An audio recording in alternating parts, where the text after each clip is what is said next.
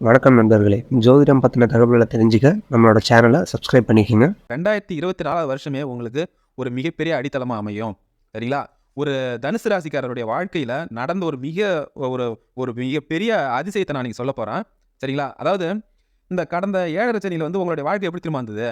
இப்ப இந்த ஊட்டி, கொடைக்கானல் இதுல வந்து நீங்க சைக்கிள்ல போனீங்கன்னு வச்சுக்கங்களேன், போம்போது ஒரே என்ன சொல்றது? ஒரே மேடா இருக்கும் போம்போது. என்னது ஹேர் பின் பெண்டுன்னு சொல்லுவாங்கல்ல? ஒரே மேடா இருக்கும். அதுல வந்து சைக்கிள்ல வந்து நீங்க மிதிச்சு, மிதிச்சு போறதுக்குள்ள போதும் போதும்ன்னு ஆயிடும். அப்படிதான் உங்க பயணம் இருந்தது. கிட்டத்தட்ட ஒரு 7, 8 வருஷமா 2014ல இருந்து இப்ப 2023 டிசம்பர் 20ஆம் தேதி வரைக்குமே உங்களுடைய பயணம் வந்து சைக்கிள்ல வந்து அந்த மலைப்பாதையில அந்த ஹேர் பின் பெண்ட்ல வந்து ஏறினே போனீங்கன்னு வச்சுக்கலாம், அது எவ்வளோ நம்ம மிதிச்சு போவோமோ அந்த மாரி கடுமையா இருந்தது. சரி, இந்த 7, 8 வருஷம் டிராவல்ல நீங்க மேல போயிட்டீங்க. மலை மேல போயிட்டீங்க. இப்ப நீங்க ரிட்டர்ன் வர போறீங்க.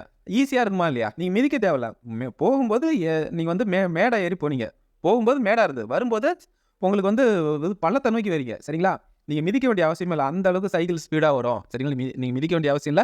அப்படியே மிதிக்கணும்னா கூட ஏதாவது ஒரு சில இடத்துல வந்து கொஞ்சம் சமதளமான இடமா இருந்தா அந்த இடத்துல மிதிப்பீங்க. அது ஒண்ணும் ஒரு பெரிய கஷ்டம் கிடையாது. அப்படிப்பட்ட காலகட்டம் உங்களுக்கு வந்திருக்கு. சரிங்களா? கடந்த காலத்துல நீங்க வந்து மலைப்பாதையில நீங்க அந்த மலைய ஏறுனீங்கன்னா, சைக்கிள்ல மிதிச்சு ஏறுனீங்கன்னா எவ்வளோ கஷ்டப்பட்டுருப்பீங்க. இப்ப நீங்க வந்து ஏறிட்டீங்க. இந்த 7, 8 வருஷமா நீங்க எப்படியோ கஷ்டப்பட்டு ஏறிட்டீங்க. சரிங்களா? தள்ளிக்கின்னு போவீங்க. ஏதேதோ பண்ணின்னு அந்த மலையில நீங்க சைக்கிள்ல மிதிச்சு போனா எவ்வளோ கஷ்டமா இருக்குமோ, அத விட பன்மடங்கு கஷ்டப்பட்டீங்க. இப்ப நீங்க ரிட்டர்ன் வர போறீங்க. சரிங்களா? ரிட்டர்ன் வரும்போது என்னது? உங்களுக்கு இறக்கம் தானே. நீங்க மிதிக்க தேவையில்ல. சைக்கிள் ஸ்பீடா போகும். ஜஸ்ட் நீங்க சைக்கிள் ஏறி உக்காந்தா போதும். சைக்கிள் ஜஸ்ட் ஓட்டுனா போதும். சரிங்களா? உங்களுடைய பயணம் ரொம்ப சுமூகமா இருக்கும். ந ரொம்ப ஈஸியா இருக்கும். சரிங்களா? நீங்க மலை ஏற போம்போது பயணம் ரொம்ப கடுமையா இருந்திருக்கும். ரொம்ப வேதனைய குடுத்திருக்கும். உடம்பு வலிய குடுத்திருக்கும். உங்களுக்கு என்னென்ன கஷ்டத்த குடுக்க முடியுமோ எல்லாத்தையும் குடுத்திருக்கும். ஆனா, இப்ப நீங்க இந்த 8 வருஷத்துக்கு பிறகு மலையிலேருந்து இறங்க போறீங்க. இறங்கும்போது உங்க பயணம் ஈஸியா இருக்கும். ஜஸ்ட் நீங்க சைக்கிள் ஓட்டுனா போதும். அது மாட்டும் வரும். அப்படிப்பட்ட காலகட்டம் இது. சரிங்களா? அந்த டிஃபரன்ஸ் புரியுதுங்களா? எதுக்குன்னா, கடந்த காலத்துல நீங்க பல முயற்சி செஞ்சு பார்த்துருக்கீங்க. பல பணத்த வந்து விரயம் செஞ்சிருப்பீங்க. எல்லாமே கிணத்துல போட்ட கல்லு மாரி ஆயிடும். ஆனா, இப்ப உங்களுடைய பயணமானது ஜஸ்ட் நீங்க முயற்சி பண்ணீங்கன்னா போதும். எல்லாமே உங்களுக்கு வந்து கூரைய பிச்சுட்டு கொட்டுற மாரி கொட்டும். சரிங்களா? அதுக்கு நம்பிக்கை வேணும். திருச்செந்தூர் முருகன் கோயிலுக்கு எல்லா தனுசு ராசிக்காரங்களும் சரி, தனுசு லக்னக்காரங்களும் சரி, அவசியம் போகணும்.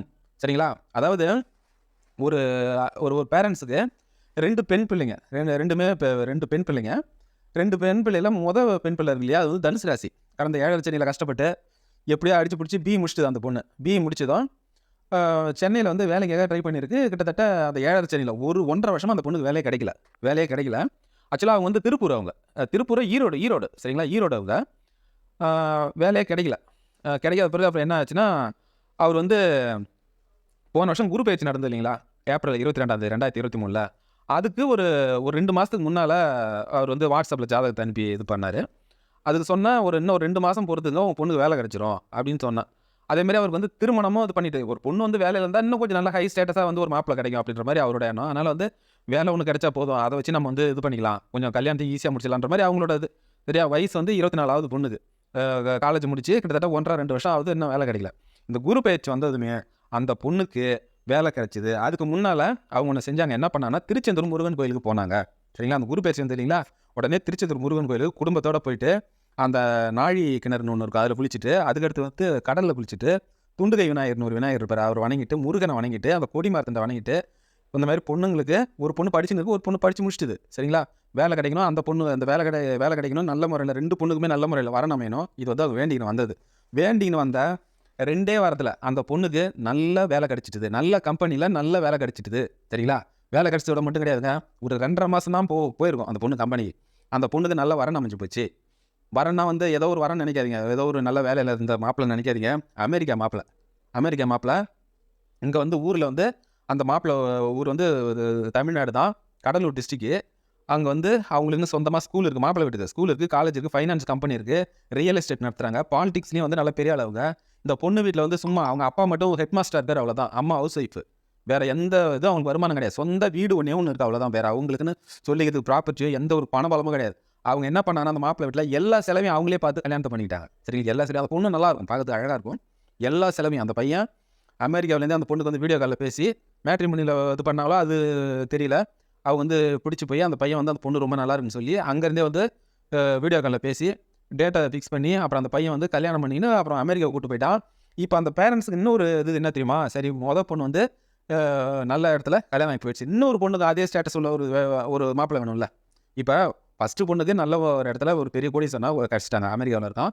ஓகே சந்தோஷம். அப்ப இன்னொரு பொண்ணுக்கு அட்லீஸ்ட் அவங்களுக்கு ஒரு 3/4 வாசியாவது இருக்கணும்ல.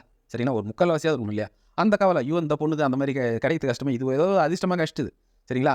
இந்த 2வது பொண்ணுக்கு என்ன பண்றதுன்னா, 2வது பொண்ணுக்கு என்ன நடந்ததுன்னு கேளுங்களேன். அது வந்து ரீசென்ட்டா தான் முடிச்சிருக்கு. இப்ப அவங்க அந்த பொண்ணு அமெரிக்காவுல போயிருக்காங்கல்ல, அவங்க ஒரு சாஃப்ட்வேர் கம்பெனி அங்க ஒண்ணு ஆரம்பிச்சுட்டாங்க. சரிங்களா? அதுல வந்து அந்த பொண்ணு என்ன பண்ணிருக்குன்னா, இவங்க அந்த 2வது பொண்ணையும் பார்ட்னரா சேர்த்துக்கிட்டாங்க. அந்த கம்பெனில இவங்களும் வந்து ஒரு ஒரு சம் பெர்சன்டேஜ் வந்து ஷேர் வந்து இவங்களுக்கு குடுத்து, என் தங்கச்சிக்கு வேணும்னா, அப்புறம் ஹஸ்பண்ட் எடுக்காம சரி ஓகே மச்சின்ஸ் தானே.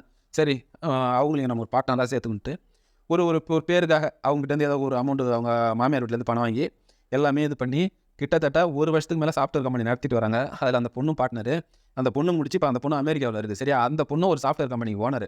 இப்ப அந்த பொண்ணுக்கும் எப்படியாப்பட்ட ஒரு பணக்கார மாப்பிள்ளையா இருந்தாலும் கல்யாணம் பண்ணிக்கலாம். அந்த அளவுக்கு வாழ்க்கையில மிகப்பெரிய ஒரு உயரத்த குடுத்த இடம் தான் திருச்செந்தூர் முருகன் கோயிலு.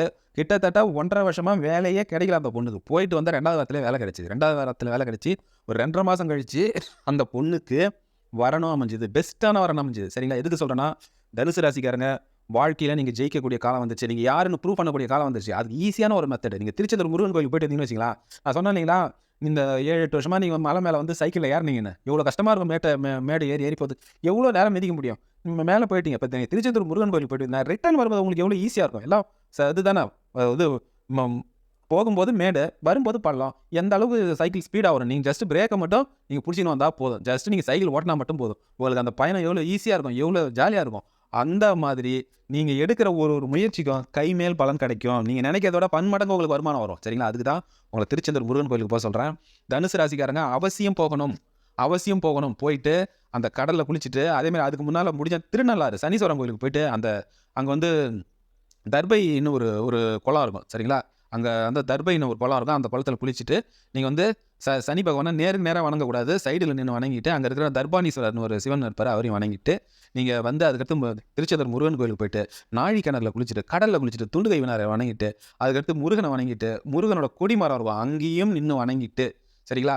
சில இது வந்து அப்படியே முருகன வந்து அப்படியே போக போகன்னு கொஞ்சம் தள்ளி விடுவாங்க. அதனால அந்த இடத்துல கூட உங்களால சரியா வணங்க முடியாம போனாலும், உங்களுடைய கோரிக்கை எல்லாத்தையுமே சொல்லாட்டியும் கூட, நீங்க வந்து அந்த கொடி மரத்துல நின்னு எல்லாத்தையும் நீங்க சொல்லிட்டு வாங்க. எல்லாமே நடக்கும். சரிங்களா? தனுசு ராசிக்காரங்க வாழ்க்கையில ஜெயிக்க போறீங்க.